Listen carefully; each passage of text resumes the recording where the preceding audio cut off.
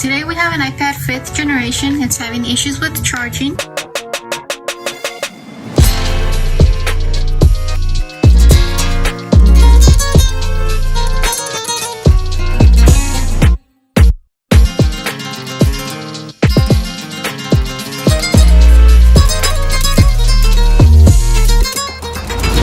Once we put in the charger, it doesn't take any power and doesn't power on, just stays like that. So for this one, it could be two things. It could be just a simple charging port replacement that it needs, or it could also have another thing called TriStar, which is where a chip in the motherboard that doesn't allow it to power on. We'll just try the charging port first and see if that helps it and fixes the issue. So we'll start by removing the 4 screws on the corners of the LCD.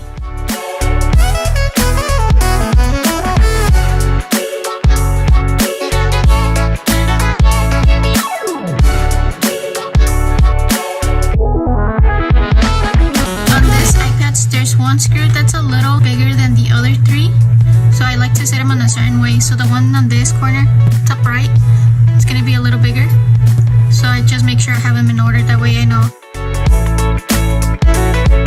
Now that we lifted the LCD, we have to remove the battery screw, and then we can take apart the LCD from the motherboard.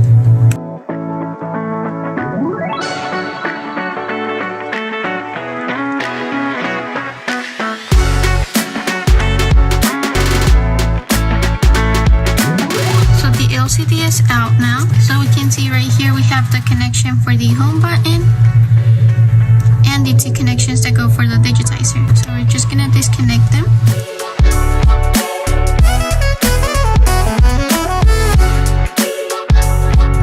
And then we can put our digitizer aside.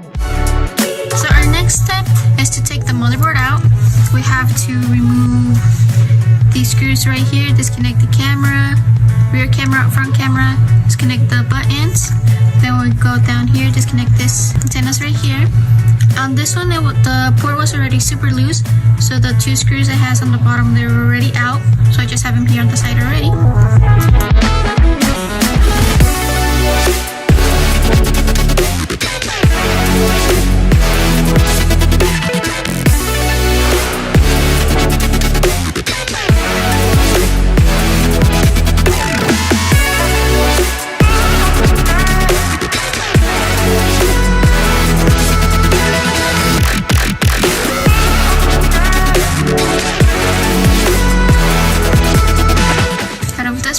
The most difficult part would be just removing the motherboard carefully without damaging it. If you pull it too hard, you can break the motherboard. They're very vulnerable about this part right here. If you pull it up with a lot of strength, it's gonna crack right here.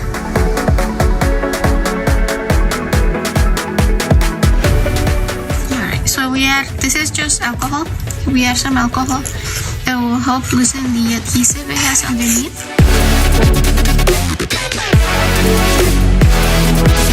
Now the next step would be just to add some heat.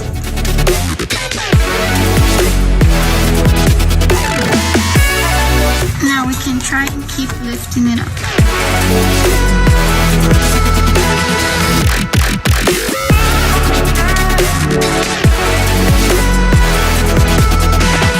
So on this one, we're gonna try first and do the charging port. We'll just do some soldering, take this one out, and install a different one and test it and see if that works. If it doesn't work, then it just tells us that this was not the issue. The port was just loose, but it wasn't too loose where it was gonna stop working yet.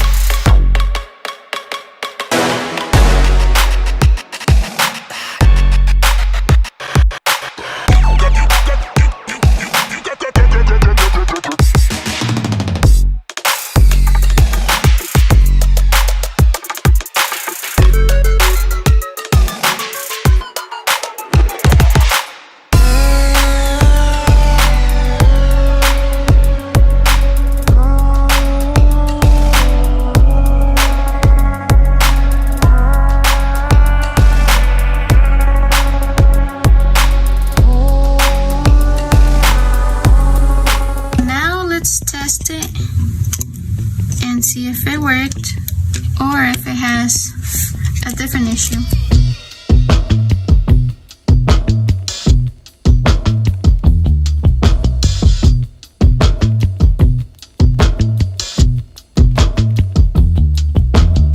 So to test it, we don't have to connect all the connections.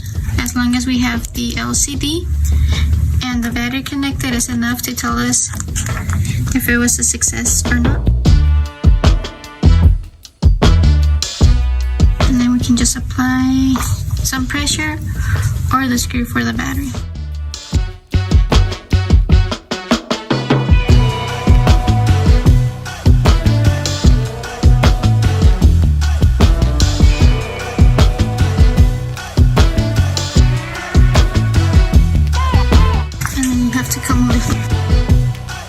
So if it were just an issue with the charging port, right here we have this tool that allows us to see if it takes power in. If it was just to be an issue with the charging port, it should be already at 1.15 or so, but it's taking 0 power in.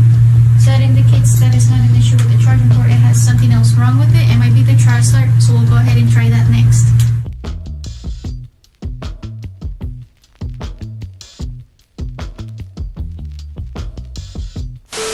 Lit.